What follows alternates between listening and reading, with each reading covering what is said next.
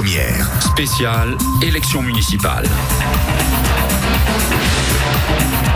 Bonjour madame, monsieur, bienvenue dans cette édition du journal des élections municipales. Deuxième journée de décryptage du scrutin à Grand-Bourg. 4 candidats se sont fait connaître pour le moment. Jean Girard, Daniel Simon, Guy Axipé et Marie Zetzol. Aujourd'hui, Jean Girard se dévoile.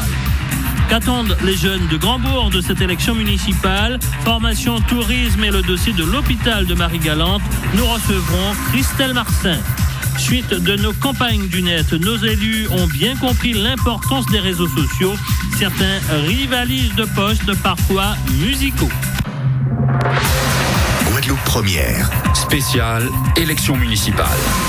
Suite aujourd'hui de notre découverte de Grand-Bourg de Marie-Galante pour ces municipales. Jean Girard est conseiller général de Grand-Bourg. Ce n'est pas un novice dans le monde politique de Grand-Bourg. Il a déjà croisé le fer plusieurs fois et a même déjà été maire de Grand-Bourg. Son portrait avec Claude Danican. Père de 4 enfants, Jean Girard est un chef d'entreprise dans le secteur du tourisme et de l'animation. Il a occupé le fauteuil de maire de la commune pendant 8 ans, de 81 à 89. Il fut également conseiller général de Grand-Bourg de 82 à 93. Clairement identifié à gauche, l'homme se dit volontiers patriote guadeloupéen. Malgré une longue traversée du désert, il n'a jamais abandonné le combat et refait surface en 2008 à la faveur des cantonales, remportées au second tour aux dépens de José Passebeau, l'actuel premier adjoint de la commune. Il voue une certaine sympathie au président de la collectivité départementale, Jacques Gillot, mais il siège dans les rangs de la gauche alternative.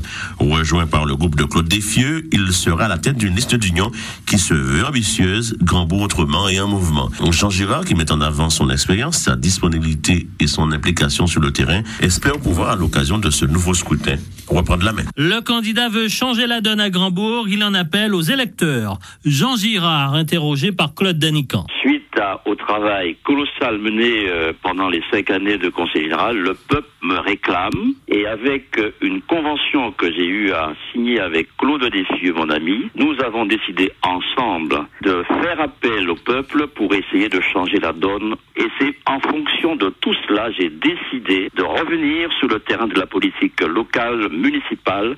Ce qui se fait ne me convient pas, la liste serait trop longue et fastidieuse. Écoutez, le monument aux morts de Grand-Bourg de Marie-Galante, sous la place de la mairie, vient d'être condamné par la commission de sécurité. Le stade municipal de Grand-Bourg, condamné par la commission de sécurité. Autant de choses qui sont nécessaires à la vie sociale, culturelle et économique de notre pays sont délaissées. L'église de Grand-Bourg, joyeux de Marie-Galante, visitée par des milliers de visiteurs. Cette église, depuis 24 ans, souffre de ne pas être encore terminée en ce qui concerne les travaux de sa restructuration. Donc, les raisons sont nombreuses, et notamment le fait que Madame le maire, malgré ses compétences médicales, certainement, elle ne peut pas s'occuper de sa commune parce qu'elle est prise journellement à son cabinet médical, et par conséquent, c'est fortuitement qu'elle s'occupe de la commune. Donc nous avons besoin d'un élu de proximité à temps plein au service de la population, capable au lendemain de son élection, par l'expérience que nous avons, d'engager immédiatement la commune sous les voies du progrès et du développement. La campagne sur le net, Jean Girard en un clic avec Nicolas Ledin. Jean Girard n'a pas de page à son nom sur Facebook. Le profil utilisé par le candidat est identifié par un slogan: Grand-Bourg, ville d'avenir. C'est le seul moyen de communication 2.0 pour le conseiller général, puisqu'il n'a pas de compte Twitter ni de site internet. Son arrivée sur les réseaux sociaux est plutôt récente. La page n'existe que depuis le 31 octobre 2013. Et en 2 mois et demi, elle a tout de même réussi à glaner 1076 likes, une audience plutôt correcte. Il faut dire que Jean Girard et son équipe sont actifs. En moyenne, 1 à 2 publications paraissent par jour depuis la création. Pour ce qui est du contenu de ces posts, il y a du classique, avec des opérations publiques du candidat, photo à l'appui, comme un rendez-vous avec la diaspora marie-galantaise vendredi dernier à Pointe-à-Pitre, ou des invitations à la population pour ses visites dans les différents quartiers de Grand-Bourg, afin d'y présenter son programme. Et en bon profil d'opposant, il y a aussi des critiques de la politique entreprise par Marie Zetzol dans la commune. Sur ce mur aussi, beaucoup de réactions réaction à l'actualité nationale et locale. Par exemple, un soutien apporté à Christiane Taubira lors des attaques racistes en novembre. Soutien aussi aux ex-salariés du Cawan dans leur combat judiciaire, ou encore le partage d'articles de la presse ou du web parlant de la Grande Galette et de ses talents. Et puis pour finir, Jean Girard utilise sa page pour adresser des mots à ses fans, pour y poster des jeux ou pour donner son humeur.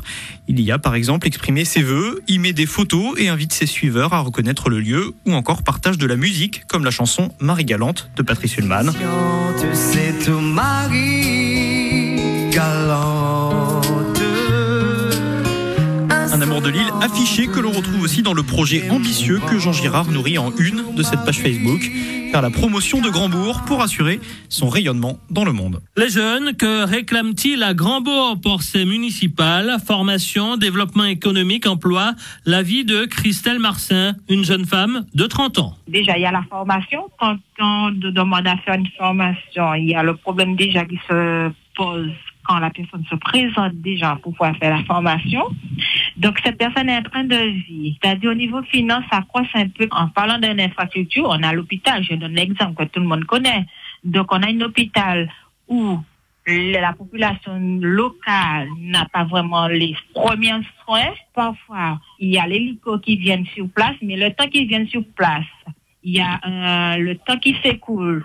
Donc, il y a quand je dis le temps s'écoule, c'est-à-dire il y a les soins qui doivent venir avec. Parfois, la personne peut mourir. Et je dirais même, avant de parler pour pouvoir faire les touristes venir sur Marie Galante, il faudrait déjà que la population locale ait une infrastructure pour pouvoir se soigner. Si la population locale n'a pas cette infrastructure, c'est pas le tourisme qui l'aura. On peut pas parler de tourisme. Le tourisme n'est pas en sécurité parce que s'il y a quelque chose qui arrive, ils n'ont pas les premiers soins. La santé, c'est pas quelque chose qu'on joue avec. Alors, au niveau de l'agriculture, je fais l'agriculture, donc je n'ai pas suffisamment de terrain pour pouvoir me déclarer. Mais le si peu que je produis, moi, je suis obligée de charrier de l'eau. Il n'y a pas de point pour pouvoir aller s'approvisionner, pour pouvoir dire, il y a un point où si on n'a pas de l'eau, on peut s'approvisionner. Guadeloupe Première. Spéciale élection municipale.